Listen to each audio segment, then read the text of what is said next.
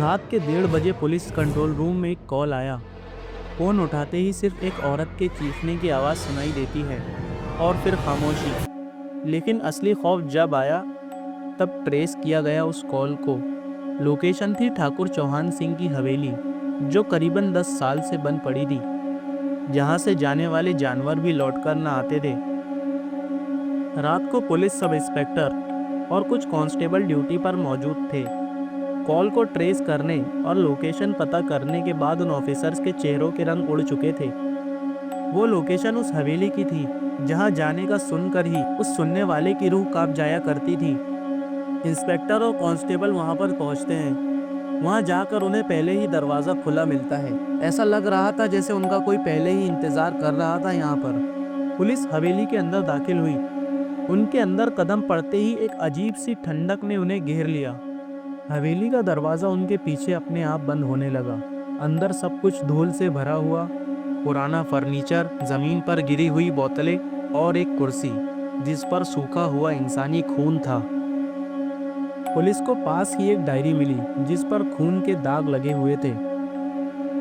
पहले तो पुलिस वाले साथ मिलकर एक के बाद एक कमरा देखते हैं, पर कुछ नहीं मिलता। हवेली बड़ी होने की वजह से अलग अलग होने का फैसला किया जाता है, और ये फैसला शायद उनका गलत फैसला साबित होने वाला था। हवलदार इस बात से खौफ खा रहे थे, लेकिन उन्होंने फिर भी अलग अलग कमरों में जांच शुरू कर दी। एक हवलदार को एक कमरे में फर्श के ऊपर खून के ताज़े निशान मिलते हैं, जैसे अभी अभी यहाँ पर कुछ हुआ हो। दूसरे कमरे में एक मिरर था। जैसे ही टॉर्च की रोशनी उस पर पड़ती, एक साए का रिफ्लेक्शन उस पर दिखाई देता। लेकिन असली कमरा अभी बाकी था। एक कमरे से बच्चे की हल्की हंसी की आवाज़ सुनाई दी, पर अंदर कोई नहीं था। किसी को अपना रिफ्लेक्शन अलग रूप में दिखाई देता, तो किसी को अपनी मौत का मंजर।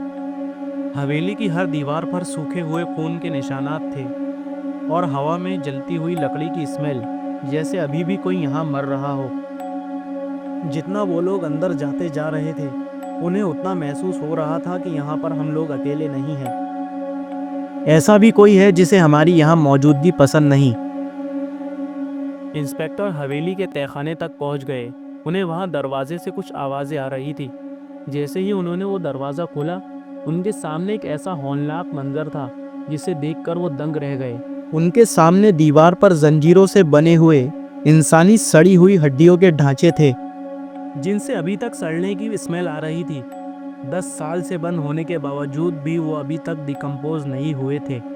उनके आगे पीछे दीवारों पर आग और जले हुए धुएं के निशान थे, और हर तरफ सूखा हुआ इंसानी खून फैला हुआ था। ये वही कमरा था जहां पर ठाकुर चौहान सिंह ने अपनी बीवी और बच्चों समेत एक साथ जंजीरों में बांधकर उन्हें आग के हवाले कर दिया था। वो चीखते रहे, चिल्लाते रहे, लेकिन उस कमबख्त को रहम न आया। चौहान सिंह एक घमंडी और पैसों के नशे में चूर हो चुका जमींदार था, जिसे गांव की रश्मिका का हुस्न लुभा गया था। उसने शरीफ इंसान बनने का ढोंग करके रश्मिका से शादी तो रचा ली थी, लेकिन दोनों के स्वभाव में जमीन आसमान का फर्क था। चौहान सिंह लोगों को अपनी जूतियों के बराबर भी ना समझता था, लेकिन रश्मिका नरम स्वभाव वाली थी, नरम दिल वाली थी, जो अक्सर चौहान सिंह की दौलत को यतीमों गरीबों की भलाई में लगाती, और ये बात चौहान सिंह को कांटे की तरह चुभती। एक बार चौहान सिंह को रश्मिका की अलमारी में एक खत मिलता है। उस खत पर सिर्फ शुक्रिया लिखा था, न किसी का नाम, न किसी का पता। चौहान सिंह इस बात को गलतफहमी में ले गया, और वो शदीद क्रोध में आ गया। इस क्रोध ने उसे अंधा कर दिया था। रश्मिका को उसने मारते हुए कमरे से बाहर निकाला। बच्चे अपने माता पिता के पीछे चिल्लाते हुए भागे। घर के नौकर भी कुछ न कर पाए, वो सिर्फ तमाशा देख रहे थे। वो रश्मिका को मारते हुए हवेली के तहखाने में ले गया और उसे दीवारों से जंजीरों से बांध दिया। मारते हुए उस पर केरोसिन डाला और रश्मिका को आग में झुलसा दिया। उसकी चीखें बता रही थी उसे कितनी बेदर्दी से मारा गया।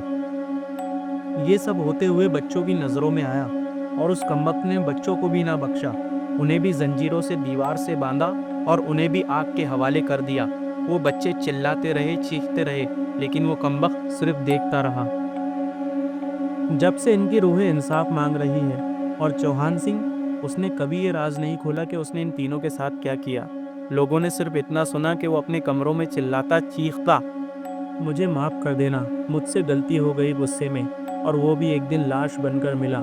उस औरत की रूह ने उसे भी नहीं छोड़ा, क्योंकि उसने काम ही ऐसा किया था। इंस्पेक्टर अभी भी बेसमेंट में मौजूद था। वो उन हड्डी के ढांचों को देखा जा रहा था।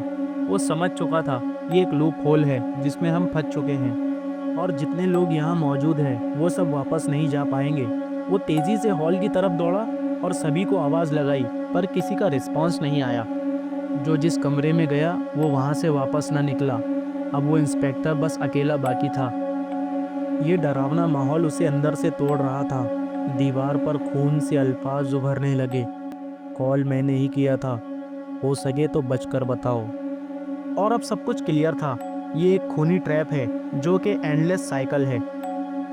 जो भी यहाँ आता है वो फंस कर रह जाता है, फिर अपने बाद आने वाले को मदद के लिए पुकारता है और फ़ोन बूथ से कॉल करता है। लेकिन जब तक मदद पहुँचती, उस वक्त तक वो अपनी जान से हाथ धो बैठता है।